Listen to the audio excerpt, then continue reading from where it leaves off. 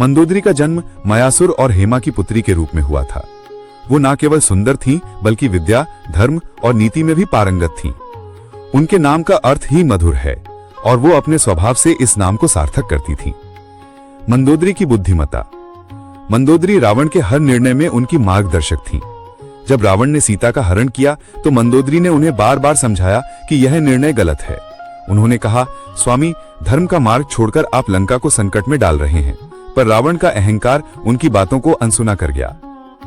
उनका धैर्य। मंदोदरी ने कभी रावण का साथ नहीं छोड़ा, चाहे परिस्थितियां कितनी भी विपरीत क्यों ना हो।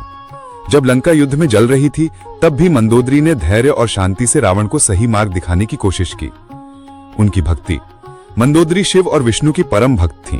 कहते हैं, उनकी प्रार्थनाओं ने कई बार लंका को विपत्तियों से बचाया। एक बार जब इंद्र ने लंका पर आक्रमण किया तो मंदोदरी की प्रार्थना से ही शिवजी ने लंका की रक्षा की। प्रजा के प्रति प्रेम। मंदोदरी प्रजा की हर समस्या को अपनी समस्या मानती थीं।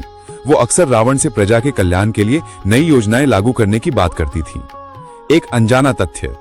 मंदोदरी इतनी बुद्धिमान थी कि उन्होंने रावण को युद्ध से पहले कई बार चेतावनी दी थी कि राम कोई सामान्य मनुष्य नहीं है। उन्होंने कहा था, स्वामी, राम में विष्णु का अंश है, उनसे युद्ध करना लंका के लिए विनाशकारी होगा। पर रावण ने उनकी बात को अनसुना कर दिया। मंदोदरी का जीवन हमें सिखाता है कि एक सच्ची जीवन संगिनी वही होती है जो अपने पति को सही मार्ग दिखाए, चाहे वो कितना भी शक्तिशाली क्यों ना हो। मंदोदरी रावण के जीवन की वो धुरी थी जो उन्हें संतुलित रखती थी। रावण केवल एक योद्धा या विद्वान नहीं थे, वो एक ऐसे राजा थे जिन्होंने अपनी प्रजा के लिए बहुत कुछ किया। लंका को उन्होंने सोने की नगरी बनाया। उनकी प्रजा उन्हें एक दयालु और न्यायप्रिय राजा के रूप में देखती थी। आर्थिक समृद्धि। रावण के शासन में लंका में कोई गरीब नहीं था। उनकी नीतियों ने व्यापार और कला को बढ़ावा दिया। लंका के बाजारों में सोने चांदी के सिक्के चलते थे और व्यापारी दूर दूर से लंका आते थे। शिक्षा और संस्कृति। रावण ने लंका में वेदों और शास्त्रों के अध्ययन को प्रोत्साहन दिया।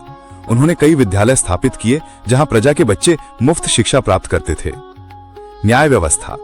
रावण की न्याय व्यवस्था इतनी सुलभ थी कि कोई भी व्यक्ति सीधे राजा से अपनी बात कह सकता था। कहते हैं, एक बार एक गरीब किसान ने रावण से अपनी जमीन के लिए न्याय मांगा और रावण ने स्वयं उसकी समस्या सुलझाई।